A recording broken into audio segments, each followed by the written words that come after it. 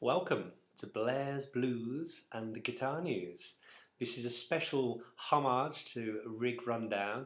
I'm sure all you guitar players out there know the program. If you don't, it's a fantastic YouTube program where they get behind the scenes with great musicians and they find out what they play, exactly what they play. They get right into the nuts and bolts of it.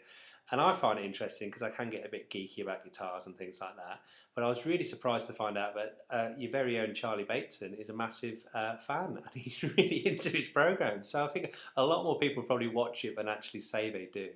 But anyway, if you haven't watched it, there's the context. If you have, this is a homage to Rig Rundown. Now what has inspired this video is that, as you know, Charlie and I are making our album this year, and I thought I've got to get ready for this album, so I'm looking after myself. And I thought, I'm looking after myself, I'm going to have to look after my guitars. So I'm getting them serviced, I'm getting them really ready and primed. So we've got nothing to stop us when we make this album in June. So at the moment, I have my guitar set up by a brilliant luthier called Simon. And he's got a company called Psycho Guitars, and he's currently setting up my Gretsch. He did a great job on my Guild Acoustic. And after the Gretsch, when I get the Gretsch back, my I might as well get geeky, 5120 electromagnetic, electromatic, that's a Metallica, wasn't it? Electromatic hollow body with floating Bigsby trem. I will be putting in this guitar, which is my Telecaster. Now I've always wanted a tele, and to be honest, I really miss having a Stratocaster. I've always been a Fender player, and at the moment I don't have one. I have a tele, so you know you can't moan. You can't have all the guitars in the world, or you can, but you have to sell a lot of albums. So at the moment, my Fender is my Telecaster, and I love this guitar. I bought it when I worked at Comic Relief. I just came into not a massive amount of money, but a couple £100, and I thought, you know what, I'm going to spend that on something a bit funky. And I actually lined up to get myself a tattoo, and I went for the appointment, at the consultation, went with Polly, and it was a place called the Family Business, and I really got close to getting a tattoo, and I was going to get a sleeve, and they're pretty expensive things. And at the end, I thought, you know what, I'm going to spend that money on a guitar instead. So I chickened out and got this Telecaster. I got it from Vintage and Rare in Bath, and I was pretty prepared to get a Fender Mexican Telecaster. And in the end, this is the one that spoke to me. And the bloke in the shop said, "Don't look at the headstock, just check this out." And he got it out, and I thought, I love that finish. I mean, look at that black binding on it. I mean, it's just, whew, it just called to me straight away. And I played it, absolutely loved it. It had this fantastic percussive sound, real straightforward teletone, not mucking about. And then I had a look at the matching headstock and read, it's a flipping Squire. Couldn't believe it. The Squire was actually the first guitar I ever owned, which was a Fender Squire Stratocaster, £100 from Argos, starter kit. You got a 15-watt amp as well, and it was horrendous. But I don't know what they're doing now, but this is an absolute stunner of a guitar. As I said, that moment in the shop when I played it on the first time, it was so percussive, and it just thought, that's everything I need. But to be honest, I've plugged it in since, and it doesn't sound as good through an amp as it does acoustically. So I'm sorting it out. So I spoke to Simon, and we said, right, you know what, let's do a job on this, let's pimp it up. So what we're going to do, I'm going to put it in when I pick up the Gretsch next week. I'm going to have put into it brass saddles down here, which are going to look amazing, but also increase the tuning stability.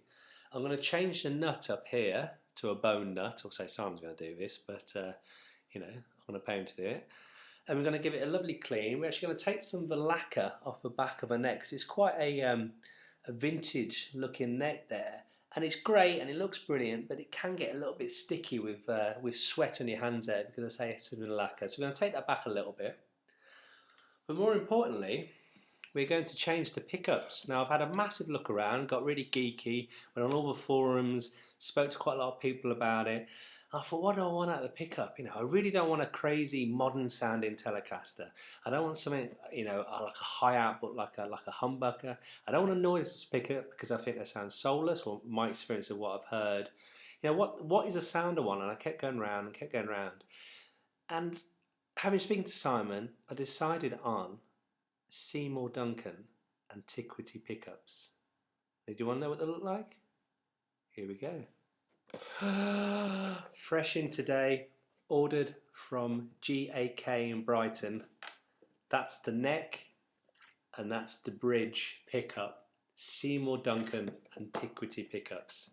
Now you won't believe this because I didn't even know this until I actually got it out of the box today. Because I read the reviews, and in the end, it just does your head in, doesn't it? I think right, you know, it's reassuringly expensive. I'm just going to go for these two. I think I text Simon and said I think I'm going to go for it. He said they're brilliant, do it. So I went for it. Didn't think more of it. Had a bit of a shock when I opened them up today because I know that they do these with guitars at the moment, but I never knew that they did it with pickups. These little beauties come in a fantastic little bag. Look at that. It's like Christmas. And what's the pickup we got here? Yeah, this is the bridge pickup. And I don't know if you can see this with your little camera. They're aged pickups. They're actually aged. How cool is that? So they're made to look like they were actually made in the 50s, and they've had all that time in the earth playing about the place and gathering sweat and beer and exciting things like that. They're all handmade in California and actually hand wound. So a lot of pickups they're actually made on machines now, but these little pickups are actually hand wound. I just want to show you the neck pickup here. I think this is so cool.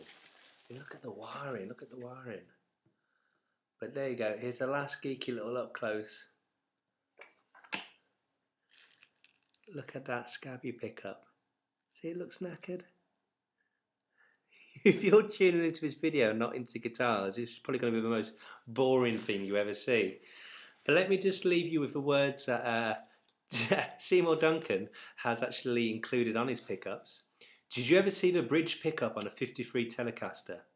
Did you? It's not clean or shiny or new looking, it's ugly. That's because it's probably been through hell. Night after night spent on a wooden stage in a cigarette smoke-filled club under a guy's sweaty wrist slamming out the scariest guitar tones around. He goes on to say, yeah, this is verbatim, "My name is Seymour W. Duncan and I build guitar pickups." I love that, you know, that W in the middle, that he's someone to listen to, isn't he there?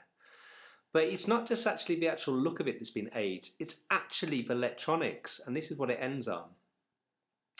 To some, this is craziness. Imagine intentionally creating an aged electrical component.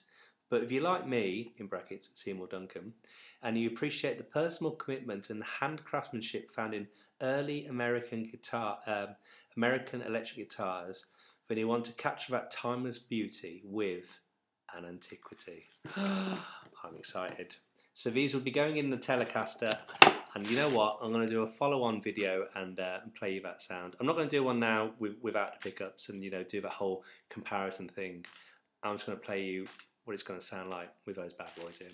But anyway, that's my homage to rig rundown. Hope you enjoyed it. Charlie and I are really excited. We've got such a busy couple of months ahead of us. Lots of rehearsals. We've got a photo shoot next week. We've got the new website coming. We've got a new band name, but that's top secret. And yeah, stay tuned. Come along with us for a ride. Have a great weekend. Blair Chadwick from Blair's Blues and Guitar News signing out. Cheers.